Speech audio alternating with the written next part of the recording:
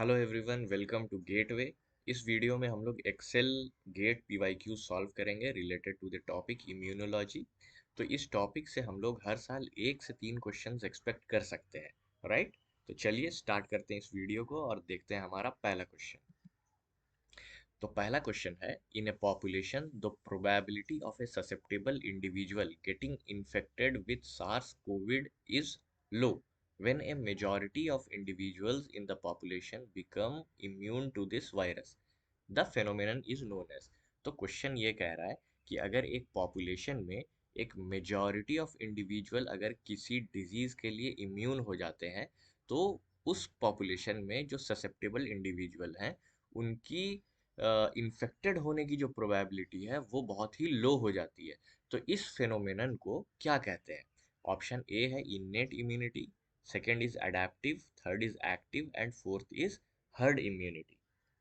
तो इस क्वेश्चन का सही आंसर होगा option D, which is herd immunity.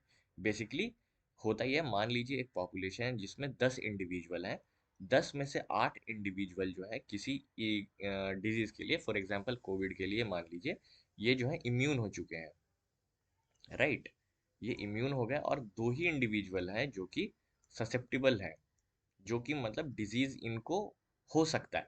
तो बेसिकली अगर इन 8 में से कोई भी इंडिविजुअल अगर इन्फेक्टेड होता है कोविड से, तो ये जो है इनके डिजीज डेवलप करने की जो प्रोबेबिलिटी है वो कम होगी, और इनसे इन ससेप्टेबल इंडिविजुअल्स में डिजीज के स्प्रेड की जो चांसेस हैं वो प्रोबेबिलिटी और ज़्यादा लो हो जाती है। तो ये जो फेनोमेना है, इस फेनोमेना को हम हर्ड इम्यूनिटी कहते हैं, right. I hope it's clear. चलिए नेक्स्ट क्वेश्चन देखते हैं। Match the cells listed in group A with associated process listed in group second. तो बेसिकली ये टेबल है, इसमें हम लोगों को मैच करना है।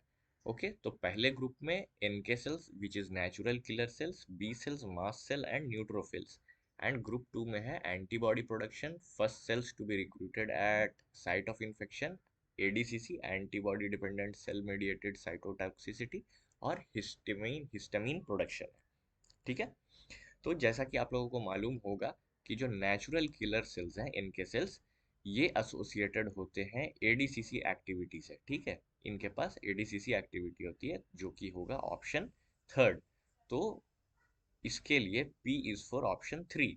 उसके बाद आता है बी सेल्स। तो बी सेल्स आपको मालूम होगा कि B cells are the cells which produce antibody, मतलब ये सेल्स जो है एंटीबॉडी का प्रोडक्शन करते हैं। तो ये ऑप्शन होगा। तो क्यू के लिए फर्स्ट ऑप्शन है। तो अगर आप ऑप्शंस को देखेंगे तो इन दोनों ही से हमें जो है आंसर मिल जाएगा। जैसा कि आप देख सकते हैं, अगर पी को 3 देखें तो सिर्फ ये दोनों ऑप्शन है जिसमें P3 शो कर रहा है, और B1 है तो यहाँ पर सिर्फ एक आई मतलब Q1 है, तो यहाँ पर सिर्फ एक ऑप्शन है जो कि Q1 शो कर रहा है। तो हमारा करेक्ट आंसर होगा ऑप्शन सी। बट अगर दूसरे ऑप्शंस देखें हम, तो मास सेल्स क्या करते हैं? मास सेल्स जो है हिस्टामिन का प्रोडक्शन करते हैं, और न्यूट्रोफिल्स जो है इम्यून सेल्स के पहले सेल्स होते हैं जो कि किसी भी इंफेक्शन साइट पर रिक्रूट होते हैं। ठीक है, तो इन सब में से जो करेक्ट ऑप्शन होगा ऑप्शन सी। ठीक है, चलिए नेक्स्ट क्वेश्चन देखते हैं। B cells produce two form of an immunoglobulin. First is membrane bound form, which is known as B cell receptor, and the second one is the soluble form, which is known as antibody.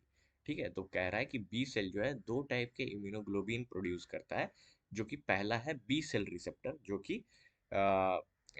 एक membrane bound form होता है।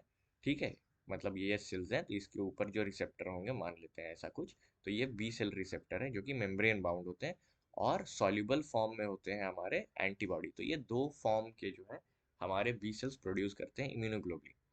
विच of the following statement is are correct about both of them. तो ये जो statement है इनमें से कौन से करेक्ट स्टेटमेंट है वो हमें फाइंड आउट करने हैं। तो ये क्वेश्चन जो है ये एक एमएसक्यू क्वेश्चन है, तो इसके मल्टीपल करेक्ट ऑप्शंस हो सकते हैं। तो पहला ऑप्शन देखते हैं, BCR and antibody have same identical antigen binding site, जो कि करेक्ट है। तो जो बीसीआर होगा, इसके जो एंटीबॉडी के आइडेंटिफिकेशन का जो साइट होगा, जो कि बाइंडिंग साइट होता है, ये दोनों आइडेंटिकल होंगे, वेदर इट बी बीसीआर और एंटीबॉडी। तो पहला जो ऑप्शन है वो करेक्ट होगा। ठीक है, सेकंड ऑप्शन देखते हैं, BCR and antibody recognise different epitope. तो एपिटोप क्या होता है कि एक एंटीजन है, एंटीजन का वो पार्ट जो एक एंटीबॉडी के रिकग्निशन साइट से बाइंड होता है, उसको हम एपिटोप कहते हैं। ठीक है, तो एपिटोप और पैराटोप का, ये होता है एपिटोप और ये होगा एंटीबॉडी में होता है पैराटोप। तो ये इसका जो बाइंडिंग होता है वो स्पेसिफिक होता है, राइट। तो यहाँ पर हो ही नहीं सकता कि बीसीआर और एंटीबॉडी अगर इनका सेम आइडेंटिकल बाइंडिंग साइट होगा तो ये डिफरेंट एपिटोप्स को बाइंड करेंगे, ये सेम ही एपिटोप को बाइंड करेंगे। तो ये ऑप्शन जो होगा वो गलत है। ठीक है, थर्ड ऑप्शन देखते हैं। BCR and antibody are encoded by the same gene. अगर हम जेनेटिक लेवल पे जाएंगे तो वहाँ पर जो जीन्स प्रेजेंट होते हैं जिनकी वजह से जो एंटीबॉडीज हमारे बनते हैं, तो वो एक सेम जीन होता है और उसी सेम जीन से बीसीआर और एंटीबॉडीज का प्रोडक्शन होता है या बीसीआर बनते हैं। तो ये ऑप्शन करेक्ट है कि ये दोनों जो है सेम ही जीन से इनकोड होते हैं। बट सेम जीन से ये डिफरेंट फॉर्म्स कैसे बन जाते हैं? तो इसका जो आंसर है वो है डिफरेंशियल स्प्लाइसिंग में। ठीक है, तो यहाँ पर वीडीजे रिकॉम्बिनेशन भी होता है। अगर आपको मालूम होगा तो यहाँ पर वीडीजे रिकॉम्बिनेशन होता है और डिफरेंशियल स्प्लाइसिंग की मदद से यहाँ पर बीसीआर और एंटीबॉडी फॉर्म होते हैं। तो ये ऑप्शन भी करेक्ट है। ठीक है, तो इस क्वेश्चन का जो करेक्ट ऑप्शंस होंगे वो होगा ए, सी एंड डी। ठीक है, आई होप इट्स क्लियर। चलिए नेक्स्ट क्वेश्चन देखते हैं। Which of the following immune cell listed below are a granular? मतलब इनमें से कौन से सेल हैं जो ए ग्रैन्युलर है? तो ऑप्शंस हैं eosinophils, mast cells, monocytes and T cells. तो यहाँ पर कुछ इम्यून सेल्स ऐसे होते हैं जिनके अंदर ऐसा ग्रैन्यूल्स प्रेजेंट होते हैं। ठीक है, तो ऐसे सेल्स को ग्रैन्युलर सेल्स कहा जाता है। और कुछ सेल्स होंगे जिनके अंदर ये ग्रैन्यूल्स प्रेजेंट नहीं होते हैं, तो ये होंगे ए ग्रैन्युलर सेल्स। ठीक है, तो ग्रैन्युलर सेल्स के जो एग्जाम्पल है वो है बेसोफिल्स, इयोसिनोफिल्स, नाइट न्यूट्रोफिल्स। ठीक है, और ए ग्रैन्युलर के जो एग्जाम्पल होते हैं वो होते हैं मोनोसाइट्स और लिम्फोसाइट्स।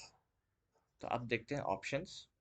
तो यहाँ पर बोला है कि कौन से जो है ए ग्रैन्युलर है। तो ए ग्रैन्युलर कौन कौन सा मोनोसाइट है? तो एक तो ये रहा मोनोसाइट और लिम्फोसाइट। लिम्फोसाइट्स में कौन कौन से सेल आते हैं? B cell and T cell, दो आते हैं। तो यहाँ पर टी सेल ऑप्शन है, तो ये दोनों ऑप्शन होगा। अब हम देखते हैं क्या है correct option. R and S, R and S है, तो यहाँ पर option C will be correct.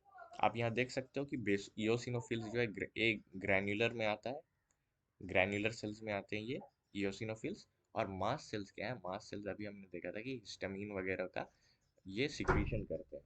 तो ये मास्ट सेल्स भी जो है ये ग्रैन्युलर सेल्स होंगे। ठीक है, तो इस क्वेश्चन के जो करेक्ट ऑप्शन होगा वो है option C. I hope it's correct, clear होगा। चलिए आगे बढ़ते हैं। Which of the following statements about IgA is are correct? तो इसमें से जो कौन कौन से स्टेटमेंट्स हैं जो करेक्ट हैं वो हमें फाइंड आउट करना है। ये क्वेश्चन भी जो है हमारा एमएसक्यू क्वेश्चन है। ठीक है, तो पहला ऑप्शन है it is secreted into colostrum. ठीक है, तो IgA is secreted into colostrum, बिल्कुल सही ऑप्शन है ये। कोलेस्ट्रम जो होता है ये जब मदर्स मिल्क जो होता है उसमें स्टार्टिंग डेज में कोलेस्ट्रम जो होता है प्रेजेंट होता है। ठीक है, तो उसमें कोलेस्ट्रम में बेसिकली आईजीए सिक्रीटेड होता है बहुत ज़्यादा, इसलिए उसका जो कलर है स्लाइट येलोइश होता है, जो कि इन्फेंट बेबी के इम्यूनिटी के लिए बहुत इंपॉर्टेंट होता है, राइट। तो पहला ऑप्शन करेक्ट है। इट इज, सेकंड ऑप्शन देखते हैं, it is transported across the cell by transcytosis. तो ये ऑप्शन भी करेक्ट है हमारा, ट्रांससाइटोसिस। तो बेसिकली ट्रांससाइटोसिस में क्या होता है कि यहाँ पर हमारा एक म्यूकोसल एपिथेलियल सेल्स का लेयर है, विच इज म्यूकोसल एपिथेलियल। ठीक है, ये सेल्स हैं।